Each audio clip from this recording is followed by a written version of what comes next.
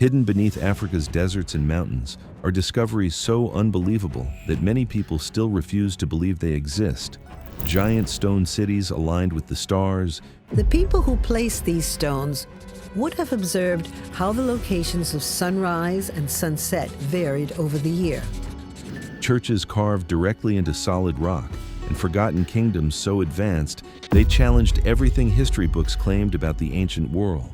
Some of these places were dismissed as myths, others were deliberately ignored, and a few remain so mysterious that access to them is still restricted today. Today we uncover 6 African places surrounded by mystery, forgotten history, and secrets that sound impossible but are completely real. Number 6.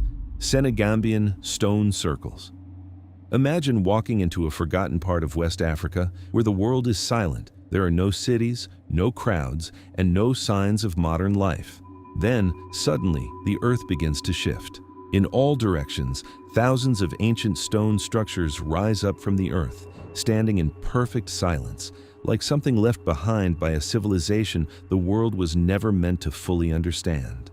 These are the Senegambian stone circles. Hidden between the Senegal and Gambia rivers, this site remains one of the largest and most mysterious megalithic landscapes on Earth. Yet, it is rarely mentioned in mainstream education, often reduced to a forgotten footnote in history books if it is mentioned at all. But what exists here is far from ordinary. Nearly 1,000 stone circles, around 29,000 carved stones, spread across more than 300 square kilometers of land.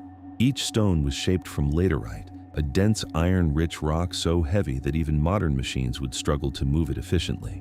Some stand over 2.5 meters tall and weigh up to 7 tons, and yet they were placed with precision, not scattered, not random, but arranged into near-perfect circles so accurate that even modern surveys show only minimal deviation in their structure. And that raises the first real question: how? How were these massive stones transported across long distances, reportedly from quarries nearly 10 kilometers away without wheels, metal tools, or modern machinery? And more importantly, why? Because this was not a single moment in time. Radiocarbon dating suggests construction began as early as 1500 BC and continued for nearly 2,000 years, meaning this was not one generation's project, but a tradition passed down through countless generations, slowly expanding across centuries. Then comes something even more intriguing. Many of these circles appear aligned with solar movement, especially sunrise points at specific times of the year, suggesting that whoever built them was not only working with stone, but possibly with time, astronomy, and celestial cycles.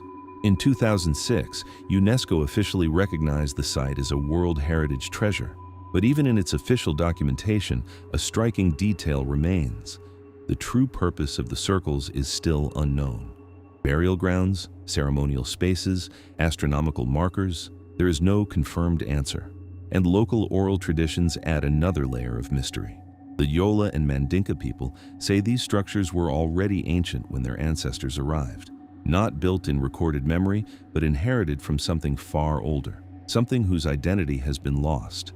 Some describe the site with deep respect, even caution, as if it carries meaning that cannot be fully explained in words. And so the silence remains. Thousands of stones, hundreds of circles, thousands of years of unanswered questions. Because in the end, the Senegambian stone circles are not just an archaeological site, they are messages without language, a pattern without a known author, and a reminder that large parts of Africa's ancient history may still exist outside the version we were taught in textbooks. Number 5. Nabta Playa. Far in the southern Sahara, where endless sand and silence stretch across the horizon, there is a place that should not make sense. This is modern-day Egypt, near the border with Sudan.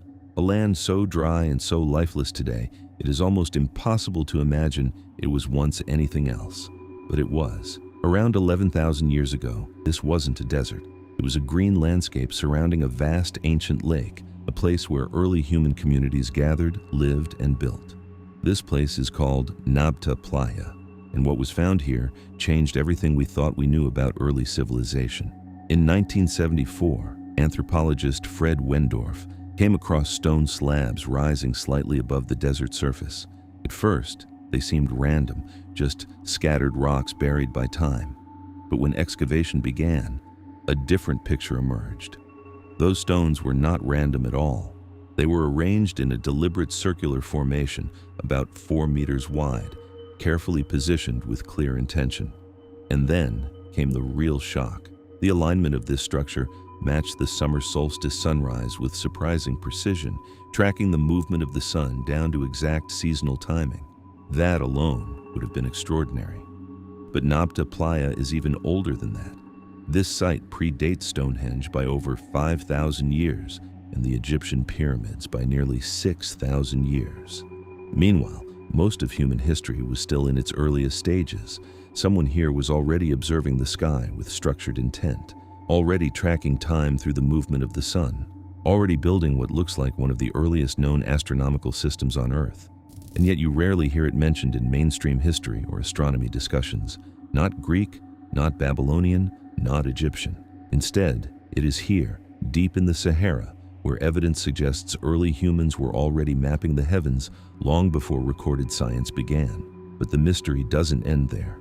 Scattered beneath the sand are massive stone blocks, some weighing up to 30 tons, buried deliberately in vertical positions, not collapsed, not scattered by nature, placed and aligned.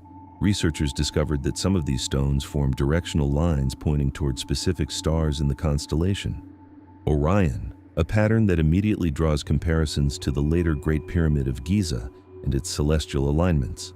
Coincidence or continuity? Because something even more dramatic happened here. Around 9,000 years ago, the climate of the Sahara began to collapse, the lakes dried up, the grasslands disappeared, and within a relatively short span of time, entire communities vanished from the region, not over centuries, but potentially within generations. And they didn't leave behind cities or written records, only stones. So the question becomes unavoidable. Where did they go? Some researchers suggest a migration toward the Nile Valley, the very region where, thousands of years later, ancient Egypt would rise into one of the most advanced civilizations in human history, which leads to a disturbing possibility. That which we call ancient Egypt may not have been the beginning of something new, but the continuation of something even older. And if Nabta Playa is telling the truth, then the origins of astronomy, architecture, and organized civilization may reach far deeper into Africa's past than textbooks ever fully acknowledge.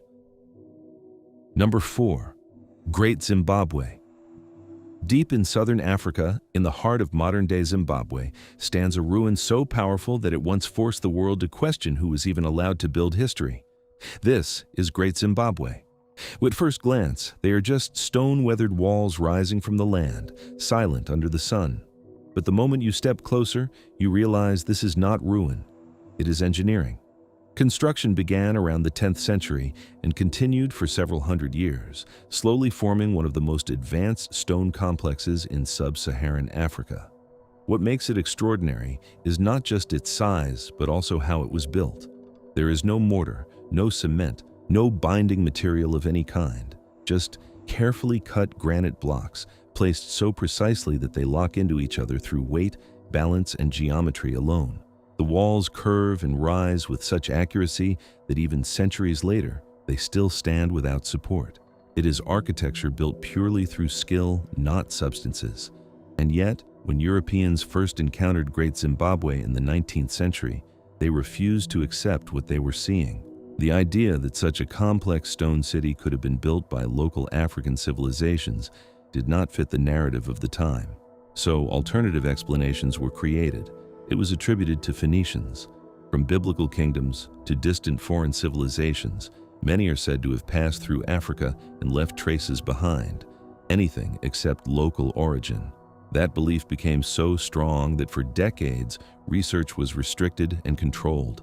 In colonial-era Rhodesia, investigations linking Great Zimbabwe to the ancestors of the Shona civilizations were discouraged and, at times, effectively silenced. History was being questioned not because of evidence, but because of expectations. But science eventually caught up. By the 20th century, archaeological evidence became undeniable. Cultural links, settlement patterns, and material findings all confirmed what local oral history had always said. Great Zimbabwe was built by African people, not outsiders, not lost civilizations, but a powerful indigenous kingdom that controlled trade, wealth, and architecture across the region. And yet the story of Great Zimbabwe is not just about what was built, it is about what was denied. Because for a long time, this was not just a ruin under study.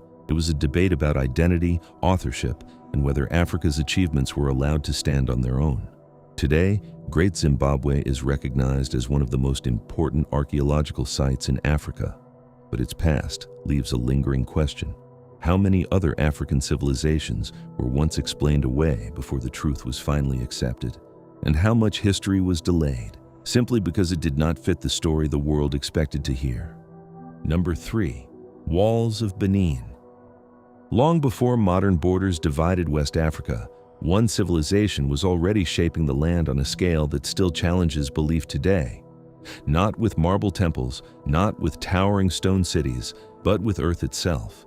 Across what is now southern Nigeria, an enormous network of defensive walls once stretched across the landscape, forming one of the largest man-made earthworks ever created in human history.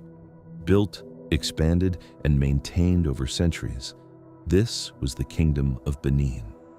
At its peak, it was one landscape, forming the most organized and powerful states in West Africa, with a level of urban planning that stunned early foreign visitors who arrived centuries later.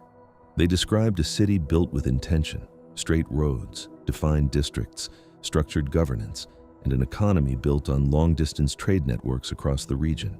But this kingdom was set apart not just by how it lived, it was acting in self-defense. The kingdom was once encircled by an estimated 16,000 kilometers of earthen fortifications, a series of defensive rings around villages, towns, and the capital itself. It's longer than the Great Wall of China, for instance. Some researchers have even suggested it may represent the largest earthwork system ever constructed by a pre-industrial civilization. But scale is only part of the story. The walls of Benin are remarkable not only because of their size, but also because of the precision, planning, and persistence over time. These were not hastily thrown up barriers at the last minute. They were artificial defenses, built and extended and fortified through the ages. Then there was a turning point in history. In 1897, a limited ceremonial period saw tensions rise between the kingdom and British forces. A military expedition entered Benin City, and within days, everything changed. The city was burned, the royal court was dismantled, and thousands of cultural artifacts, including the now famous Benin bronzes, were seized and transported to Europe. Parts of the wall system were destroyed or abandoned. Over time, nature began to reclaim what remained. A civilization that had evolved over centuries was suddenly fractured within a very short span of time. What survives today exists in fragments, physical, cultural, and historical. Many of the Benin bronzes are still held in foreign museums, while discussions about their return continue more than a century later.